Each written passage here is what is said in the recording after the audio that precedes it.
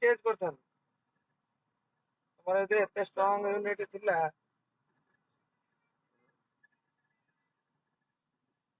ଆଉ କୋଉଠି ବି ତମେ ଦି ଭାଇ ସରଜାଇ ଆଉ ବବୁଲୁ ଅମ୍ପିୟାରସିପ କରୁଛ ନା, ଯାଅ କିଛି ନହେଲେ ବଲ୍ କ୍ଲୋଜ ହେଇଗଲାଣି ଯେ ବାଉଣ୍ଡ୍ରି ପର୍ଯ୍ୟନ୍ତ ଯାଅ ଏଠି। ଆରେ ତମେ ଦେଖିନ, ତମେ ଏକ୍ସକ୍ୟୁଜ ଟା ଦେଲେ ହବ ନା। ଅର୍ଗାନାଇଜର ଭାଇ କହିଲେ, ତାହେଲେ ଅର୍ଗାନାଇଜର ଭାଇ ଯାହାକୁ କହିଲେ ଭାଇ କମାଣ୍ଡ ଚମ୍ପିଆନ, ତମେ ଚମ୍ପିଆନ ଦେଇଦେଲନି ଆମକୁ। ତମେ କାହିଁ ଯାଅ ଖେଳୁଛ ବାଉଣ୍ଡ୍ରି ଏକାଟିକୁ କାହିଁ ପର୍ଯ୍ୟନ୍ତ ଧାଇଁକି ଦେଖ। ଅର୍ଗାନାଇଜର ଭାଇ କଣ ସେ ବଢିଆ ଫିଲ୍ଡ ପାଖରେ ଥିଲେ, ଯୋଉଠି ବାଉଣ୍ଡ୍ରି ଲାଇନରେ ବଲ୍ ଗଲା ହେଇଠି ଥିଲେ।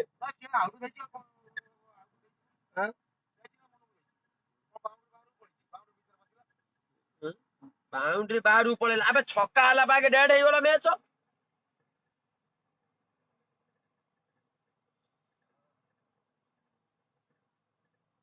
ଆମେ ବି ତ ଜାଣିଥିଲୁ, ଆମେ ବି ତ କେହି ଭିତରକୁ ପଶୁଥିଲୁ କି? 100ଟା ଲୋକ ଯେତେବେଳେ କହିଲେ ଛକା, ଆମେ ସେଠୁ ପଶିଲୁ। 100ଟା ଅଡିଏନ୍ସ ନା ଆମେ ପା ବ୍ୟାଟ୍ସମ୍ୟାନ ପଠଉଛୁ ପିଲା, 100ଟା ଅଡିଏନ୍ସ କହିଲେ। କରୁଥିଲୁ। ଆରେ 100ଟା ଅଡିଏନ୍ସ ଯଦି ନ କହିବେ, ଯଦି ଅଡିଏନ୍ସ ର କିଛି ଭ୍ୟାଲୁ ନାହିଁ, କହୁଛ କି ଅଡିଏନ୍ସ ଯାହା କହିବେ ଅମ୍ପାୟାର ଅଛନ୍ତି। ମୁଁ ବା ଆଗେ କ୍ୟାପ୍ଟେନ ହିସାବରେ ଅମ୍ପାୟାରିଂ ଗଲି। ଅମ୍ପାୟାର କହିଲେ ଭାଇ ଆମେ ଦେଖିନୁ, ଆମେ ଟୋଟାଲ କିଛି ବଲ୍ କଣ ହେଇଛି କଣ ନାହିଁ ଆମେ ଦେଖିନୁ। ଆମେ ଅର୍ଗାନାଇଜର ଆମକୁ କହିଲେ ଏଟା ଆଉଟ ନୁହେଁ। ଅର୍ଗାନାଇଜର ପିଲା ସେଠି ସବୁ କହୁଛନ୍ତି ଛକା। ଦିଟା ଛୋଟ ଛୋଟ କୁନି କୁନି ଛୁଆ ଭଲେଣ୍ଟର ହିସାବରେ ସେମାନେ କହୁଛନ୍ତି ଛକା। ତା ସହିତ ମାନେ ଦର୍ଶକ କେହି ଜଣେ ସିଙ୍ଗିଲ ଗୋଟେ ଲୋକ, ଆମେ ଏତେ ଇଏ କଲା ପରେ ବି ଏମିତି ସିଚୁଏସନ ହେଇଯାଇଥିଲା କି ଆମେ ରାଜି ହେଇଥିଲୁ ହଁ ସେଟା ଆଉଟ, କିନ୍ତୁ ଦର୍ଶକ କହିଲେ ନା ଭାଇ ସେଟା ପୁରା କ୍ଲିୟର ଛକା। ଛକାଣି ବି କହୁଥିଲେ।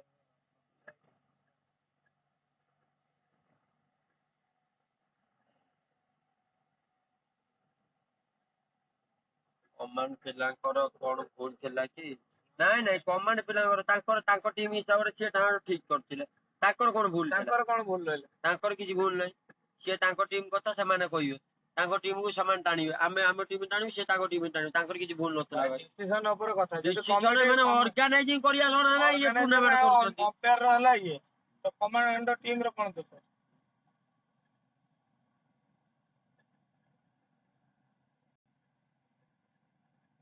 ଆମର ଗୋଟେ ଭୁଲ ହେଇଥିଲା ଯେ ଆମେ ଖାଲି ଏଫସିସି କେନ୍ଦ୍ରାପଟରେ କେବେ ଗୋଟେ ମ୍ୟାଚ ଭଡା ଖେଳିତେ ଆସିନଥିଲୁ। 10 ଜଣ ପିଚର ନ ରଖି ତାଙ୍କ ପଟରୁ ଖେଳିଥିଲେ, ସେ ଆମକୁ ସପୋର୍ଟ କରିଥାନ୍ତେ। କହିବ ଭାଇ ନହେଲେ ନେକ୍ସଟ ଟୁର୍ଣ୍ଣାମେଣ୍ଟ ତୁମେ ରଖିବ, ଆମେ ଇମେଜ ରଖିବୁନି, ତମ ପଟରୁ ଆସିବ, ଆମେ ତ ଜାଣିଗଲୁ ତୁ ଫାଇନାଲ ଖେଳିବୁ ଗ୍ୟାରେଣ୍ଟି। ତମେ ଅର୍ଗାନାଇଜର, ତମେ ଅମ୍ପାୟାର, ତମେ ତ ସବୁ କିଛି।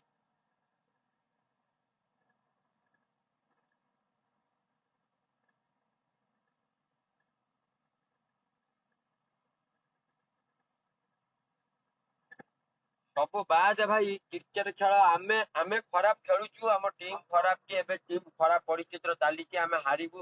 ଆମେ ହାର ଜିତ ମ୍ୟାଟର କଥା ପଡୁନ, ଆମେ ବି ସେ କଥା ବି କିଛି କହୁନାଉ ଯେ ଆମେ ବି ଆଉଟ ବୋଲି ବ୍ୟାଟ୍ସମ୍ୟାନ ପଠେଇଥିଲୁ। ବାଉଣ୍ଡ୍ରି ବାହାରେ ଯାଇକି ଧରିଲାଣି, ତୁମେ ଦିଟା ଅମ୍ପାୟାର ଦେଖିପାରୁନ। ଅର୍ଗାନାଇଜର, ସେ ଅର୍ଗାନାଇଜର ଭାଇ ଜଣ ଥମ ମିଛ ଭାଇ, ଭଲ କହି ଜାଣୁଛ ଆଉ ତୁମେ ଏଫସିସି କେନ୍ଦ୍ରା ତମ ଟୁର୍ଣ୍ଣାମେଣ୍ଟ। ଆଉ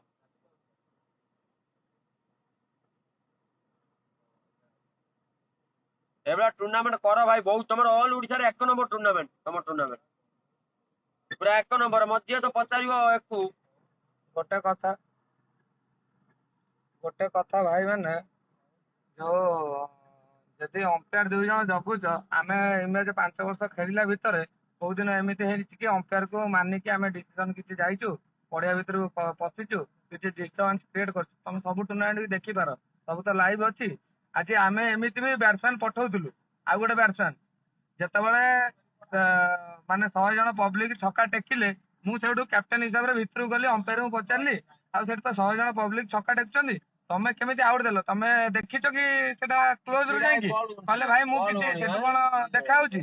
ସେଠି ଲେଗ ଅମ୍ପାୟାର ଗୋଟେ ଲେଫ୍ଟି ବ୍ୟାଟିଂ କରୁଛି, ସେ ଅଫ ସାଇଡ ରେ ରଖିଛି। ଆଉ ମେନ୍ ଅମ୍ପାୟାର ଟୋଟାଲ ବାଉଣ୍ଡ୍ରି କତିକି ଯାଇନି, କୋଉ ଲୋକର ବି ଭ୍ୟୁ ନେଇନି, କି ଯୋଉ ପ୍ଲେୟର ଜଗିଥିଲା ତାର ବି ଭ୍ୟୁ ନେଇନି। ତମେ ଡିସିସନ ଟା କେମିତି ଦେଲ?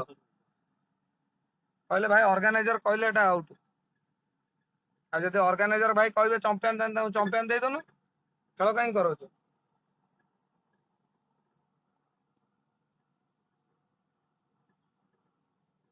ଆଉ ସରଜାଇ, ତମେ ବହୁତ ବଡ ହବ, ଏଟଲିଷ୍ଟ ଅମ୍ପାୟାରସିପ କଲା ବେଳେ ହଉଛି ସମସ୍ତେ ଯେମିତି ଯାଇକି ପଡିଆରେ ଦେଖନ୍ତି ନା, କ୍ଲୋଜ ଡିସିସନ ବାଉଣ୍ଡ୍ରି ପାଖକୁ ସେ ଡେଇଁକି ମାଇଲାଣି। ତମେ ଯାଇକି ଦେଖ। ବବୁଲୁ ବୁଲର ବଲ୍ ପକେଇଲେ ଟାଇମ ନଉଛନ୍ତି, ବ୍ୟାଟ୍ସମ୍ୟାନ ଟାଇମ ନଉଛି ଆସିବା ପାଇଁ। ତୁ ବ୍ୟାଟ୍ସମ୍ୟାନ ଏପଟ ଲେଫ୍ଟି ବ୍ୟାଟ୍ସମ୍ୟାନ ଛିଡା ହେଲେ ଏପଟେ ଛିଡା ହବୁ ୟା ପରଠୁ।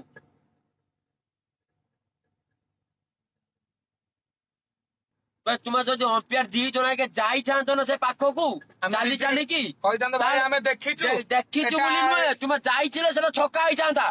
ସେ ଲୋକ ତମକୁ କହିଦେଇଥାନ୍ତା ଛକା ବୋଲି।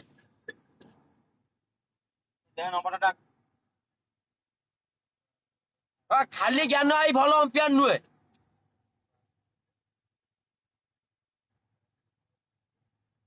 ଯାଅ ବଲ୍ ପାଖକୁ ଯାଇ ଦେଖ କଣ ହେଉଛି କଣ ନାହିଁ।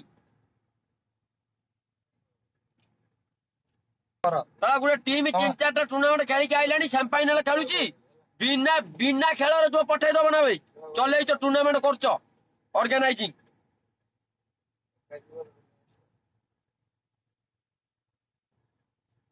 ଭଲ ଭଲ ମ୍ୟାଚ, ଭଲ ଟିମ୍ ଖେଳୁଛନ୍ତି, ଭଲ ପ୍ରେସର ସିଚୁଏସନରେ ବଲ ଗଣୁଛ ନା ବଲ।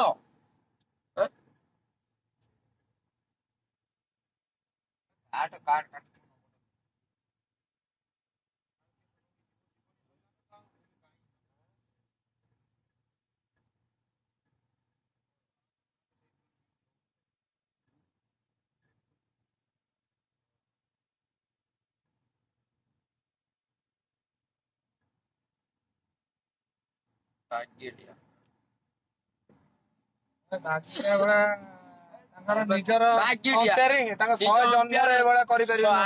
100 ଜନ୍ମ ଖଇରିପାଳି ବାଗିଟିଆ ଖାଲି 1 ନମ୍ବର ନୁହେଁ। ମାନେ ଟୁର୍ଣ୍ଣାମେଣ୍ଟ କଣ ଜାଣିଛନ୍ତି?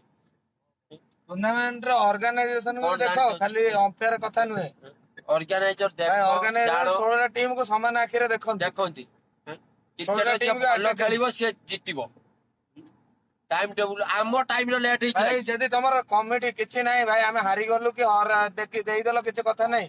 ତମେ ଆଟଲିଷ୍ଟ ଯଦି ତମର ଏତେ ଷ୍ଟ୍ରଙ୍ଗ ୟୁନିଟ ଥିଲା ତାହେଲେ ସେଇ 5 ମିନିଟ ଭିତରେ ଖେଳ କରେଇଥାନ୍ତ। ଛକା ନୁହେଁ ଛକା, ସେଇ 5 ମିନିଟ ଭିତରେ ଖେଳ କରେଇଥାନ୍ତ। ଯଦି ତମେ ନେକ୍ସଟ ଡେ କୁ ନଉଛ, କେମିତି ଖେଳ ନଉଛ ନେକ୍ସଟ ଡେ? ପୁଣି ନେକ୍ସଟ ଡେ କୁ ନବ, ଛକା ହବନି। ନେକ୍ସଟ ଡେ ବି ତୁମେ ଯଦି କହିଥାନ୍ତ ନା ସେଇଟା ଛକା ହବ ଖେଳ ବୋଲି, ଆମେ ଖେଳିଥାନ୍ତୁ। ଛକା ହବନି। ସେ 4ଟା ବଲ୍ ବାକି ରହିବ, ତଥାପି ଆମେ ଚେଞ୍ଜ କଲା ବେଳେ ଖେଳିଥାନ୍ତୁ। ଆମର ଅମ୍ପାୟାର ଦେଇଛି ଡିସିସନ, ଆଉ ଚେଞ୍ଜ ହବନି। ଅମ୍ପାୟାର ତମେ ଡିସିସନ ଦେଇଥିଲ ଆଜି ଖେଳ ହବ। ଅମ୍ପାୟାର ତମେ ସବୁ ମିଶିକି କହିଥିଲ, ଖେଳ ହେଲାନି, ଅନ୍ଧାର ଖେଳିଲନି। Night match ଖେଳିଥାନ୍ତ। ଯେତେବେଳେ ତମେ ଫାଇନାଲ କଲ ଡିସିସନ ଟା, ସେତିବେଳେ ଖେଳ କଲନି।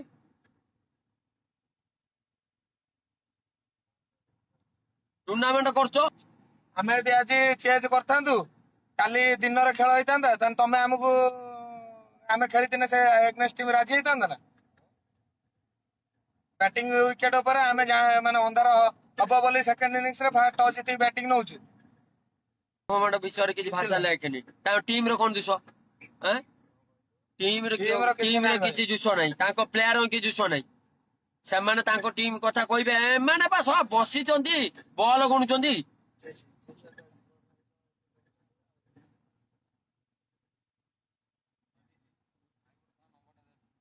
କାର କଣ ତମେ ପଳେଇବ କେଉଁଝର, ମୁଁ ଏଠୁ ତ ଯିବି ଅନୁଗୁଳ।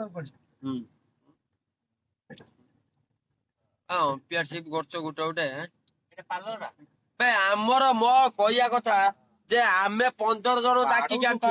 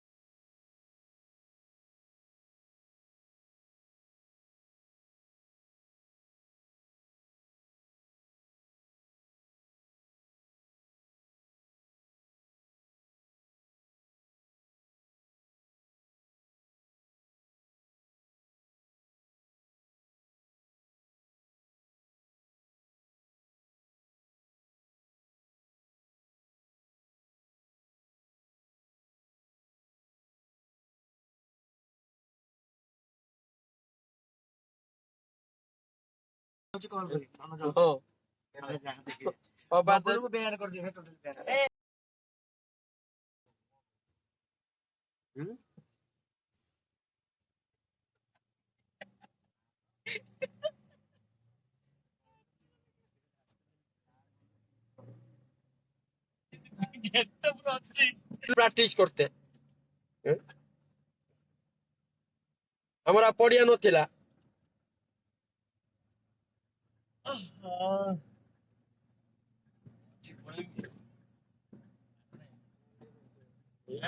ହ୍ୟାଲୋ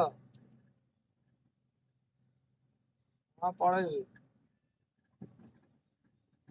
ପହଞ୍ଚିବ ଲେଟ୍ ହବ ଟିକେ ଯାଉଛି ବା ଗାଡିରେ। ମୁଁ ବସେଇମି ଦେଖିଆ ମୁଁ ଫୋନ କରୁଛି ଆଉ। କିଏ ଲାଇଟ୍ ବନ୍ଦ କଲା? ହଉ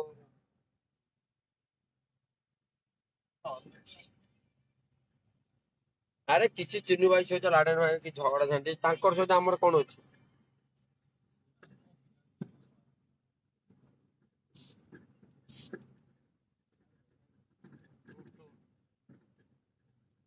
ଟୁର୍ଣ୍ଣାମେଣ୍ଟ ଆଣିକି ତୁମେ ଶଳା ଡାକିକି ଆଣିକି 230 240 480 କିଲୋମିଟର ଡାକିକି ଆଣିକି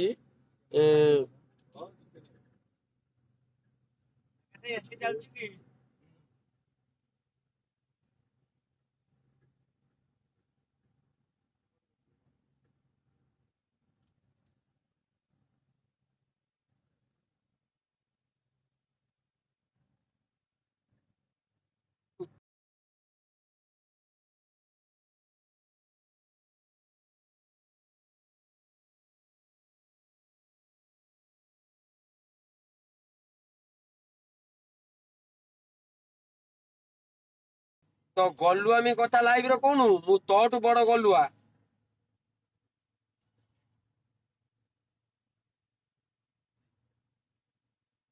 କାର୍ଡ ସେ ଗାଡି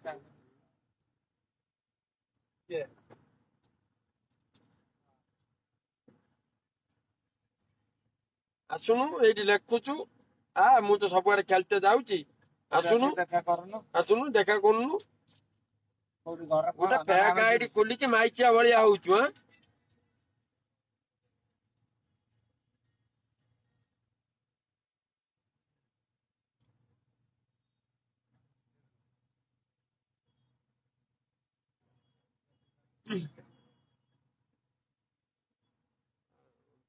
କରୁଛୁ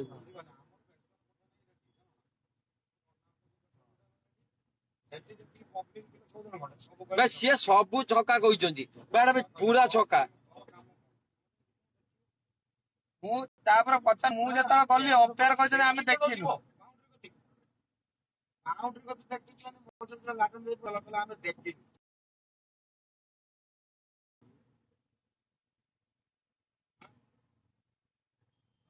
ଡିସନ ଟା କେମିତି ଦେଲ ତମେ ଦେଖିନ ଡିସନ ଟା ଆଉଟ କେମିତି ହେଲେ ଅର୍ଗାନାଇଜର ଭାଇରୁ ଜଣେ କହିଲେ ଏଇଟା ନୁହେଁ ତାହେଲେ ସିଏ ଥିଲେ ନା ଏଇ ଜାଗା ଉପରେ କହିଲେ ସେ ଦି ଜଣଙ୍କୁ ଆମେ ଯାଇକି ଆଗେ ପଚାରିଲୁ। ଆଗେ ଯାଇ ଦି ଜଣ ପଚାରିଲୁ ତୁମେ ଯୋଉ ଭାଇ ଡିସିସନ ଟା ଦେଲ ତମ ଡିସିସନ ନା ଅର୍ଗାନାଇଜର ଡିସିସନ ଟଚ୍ ଘରେ କରିଦଉନ ଟୁର୍ଣ୍ଣାମେଣ୍ଟ ତମ ରୁମ ଭିତରେ। ଭାଇ ଦି ଜଣ କହିଲେ ଆମେ କିଛି ଦେଖିନୁ ଆମେ କିଛି ଜାଣିନୁ। ଆମ ଜାଗାରେ ଯୋଉ ଟିମ୍ ବି ଥିଲେ ଭାଇ ଏତିକି ବାଟ ଆସିବ ସେ ଟିମ୍ ତମ ଗାଁ ଦେଖିଦେ। ତମ ଗାଁ ହଉଛି ଗୋଟେ ମାନେ ତୀର୍ଥ ସ୍ଥାନ ପ୍ରଭୁ ଜଗନ୍ନାଥ ଅଛନ୍ତି ଦେଖିତେ ଆସିଥିଲୁ।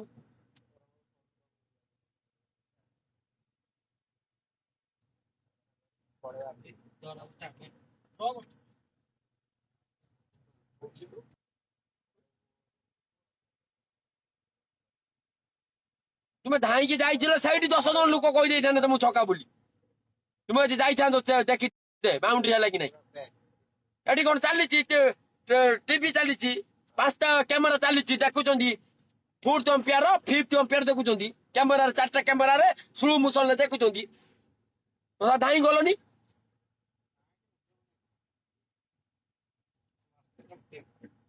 ସିଏ ଫୋନ ଉଠେଇବନି ବାବୁ।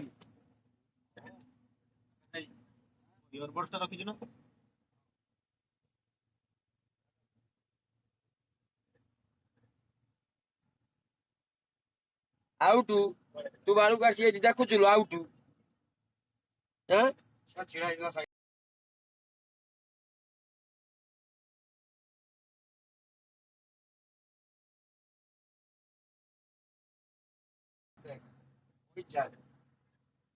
ମୋ ମୁଣ୍ଡ ଗରମ କରୁଛନ୍ତି ଚିହ୍ନାହାନ୍ତି ମୋ ମୁଣ୍ଡ ଟେନସନ ହେଲାଣି ପୁରା କହୁଛନ୍ତି ଏଟା କାଲିଠୁ ମଣିଷ ଆସି ଟେନସନ ରେ ଗୋଟେ ବୁଲି ପଡୁଛ କି ଚଲେଇବି ଆମେ ଏଇ ବାଟେ ଆସିଥିଲୁ ଆଇଲାଣି ତମର ଭାଇ କ୍ୱାଲିଟି ହେଇନି ଅଲ ଓଡିଶା ଟୁର୍ଣ୍ଣାମେଣ୍ଟ କରିବାର ତମର ଭାଇ ସେ ଟୁର୍ଣ୍ଣାମେଣ୍ଟ କରିବ ଭାଇ 20,000 ଟଙ୍କା ୱିନର ରଖିବ ଭାଇ ସେ ଆଇଡି ମ୍ୟାଚ କରିଦବ 20,000 ଟୁର୍ଣ୍ଣାମେଣ୍ଟ ଆଇଡି ମ୍ୟାଚ ଗାଁ ପିଲା ଖେଳିବେ ଅଣ୍ଡର 19 ମ୍ୟାଚ ଅର୍ଗାନାଇଜେସନ ଷ୍ଟ୍ରଙ୍ଗ ନାହିଁ ତମେ କରିବନି ଭାଇ ତମର ଭାଇ ଯେତେବେଳେ 8ଟା ଟିମ୍ ସମାନ ଆଖିରେ ଦେଖିବ ସେତେବେଳେ ଟୁର୍ଣ୍ଣାମେଣ୍ଟ କରିବ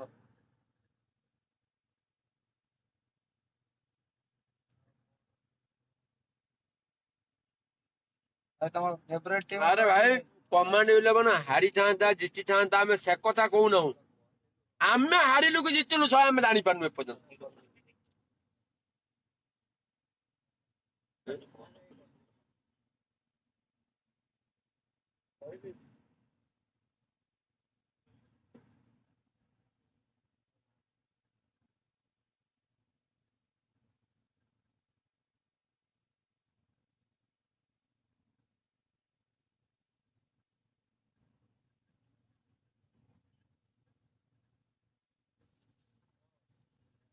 ଗୋଟେ କାଲି ମଣିଷ ଏତେ ଟେନସନ ବାହାରି ବୁରା କରି ଆସୁଛି ଏଠି ମାନେ